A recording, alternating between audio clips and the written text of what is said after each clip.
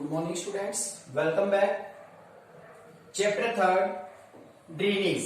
From your geography book, let's continue about the chapter. The chapter name is Drainage.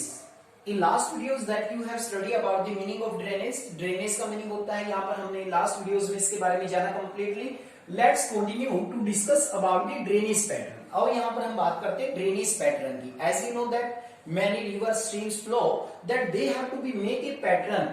This pattern is called drainage pattern. कोई भी reverse flow करती है, कोई भी streams flow करती है तो अपना एक पैटर्न बनाती है. उस पैटर्न को हम लोग ड्रेनेज पैटर्न कहते हैं. मेनली यहाँ पर हम लोग 4 टाइप्स के जो पैटर्न बनते हैं रिवर्स या स्ट्रीम्स के फ्लो करने से, उनके बारे में हम लोग डिस्कशन करेंगे. मेन टॉपिक रहेगा हमारा ड्रेनेज पैटर्न के बारे में. There are mainly 4 drainage pattern in this videos that we have discussed in detail. The first is dendritic pattern, the second is trellis pattern, and the third is rectangular pattern, and the fourth is radial pattern. Where these are formed and what are the main feature of this pattern, let's continue to discuss about this topic in detail. First of all, drainage pattern. Drainage pattern क्या होता है, किन बातों पर depend करता है? Streams या जो रिवर्स फ्लो करती है बेसिन्स में, तो किन किन चीजों को लेकर वो अपना पैटर्न बनाती है, कौन कौन से फैक्टर हैं जिस पर डिपेंड करता है?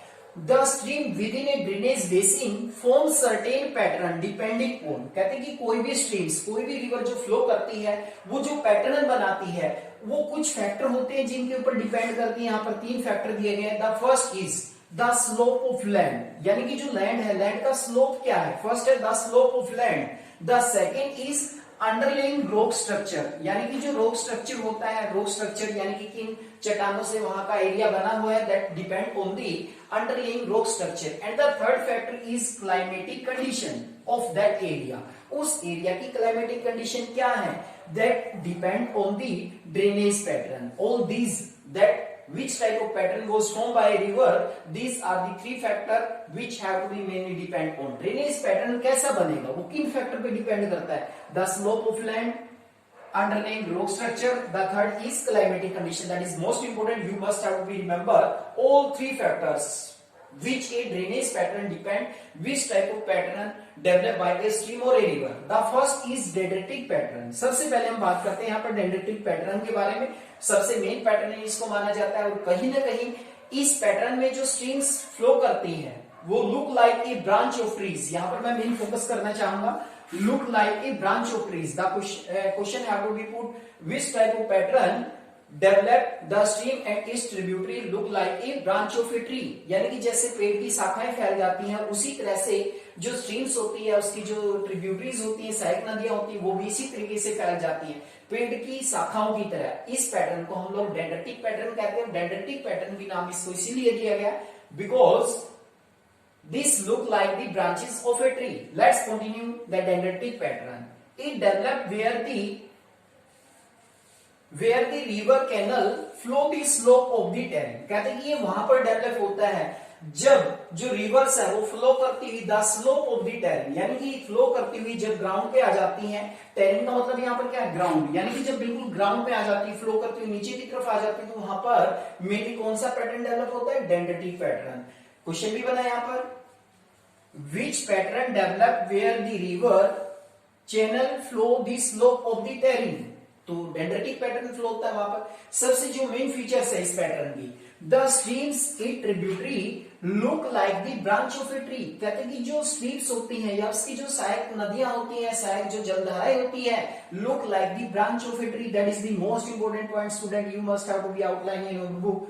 Look like a branch of a tree. कहते हैं कि जो भी जलधाराएं बहती हैं, जो भी ट्रिब्यूटरीज बहती हैं, वो एक पेड़ की शाखाओं की तरह दिखाई देती है. That is the most important dendritic pattern. This name have also given on the basis or on the resemblance of the branches of a tree. That is the most important. And the second we have to be talking about the trellis pattern. trellis pattern की यहाँ पर हम लोग बात करते हैं, कहां पर डेवलप होता है ये?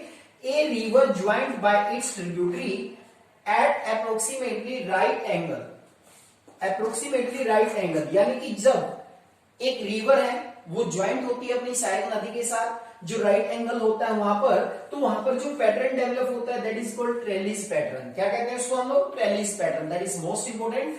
A river joint bye it's tributary, which type of pattern is developed at the right angle तो you must have to be remember trellis pattern. That is second pattern of a river flow. And the third, एक interesting बात है इसमें trellis pattern की. A trellis pattern develop where hard and soft rock. कहते हैं कि ज्यादातर जो ट्रेलिस पैटर्न है वो वहां पर डेवलप होता है जहां पर हार्ड और जो सॉफ्ट रॉक है वो पाई जाते हैं. That is the main feature of this pattern कि वो पैटर्न वहीं डेवलप होगा जहां पर हार्ड और सॉफ्ट रॉक, या तो हार्ड रॉक मिलेंगी वहां पर या फिर सॉफ्ट रॉक, या मतलब वहां पर जो हार्ड और जो सॉफ्ट रॉक होती है वो पाई जाती है, तो वहीं पर ट्रेलिस पैटर्न डेवलप होता है. That is most important.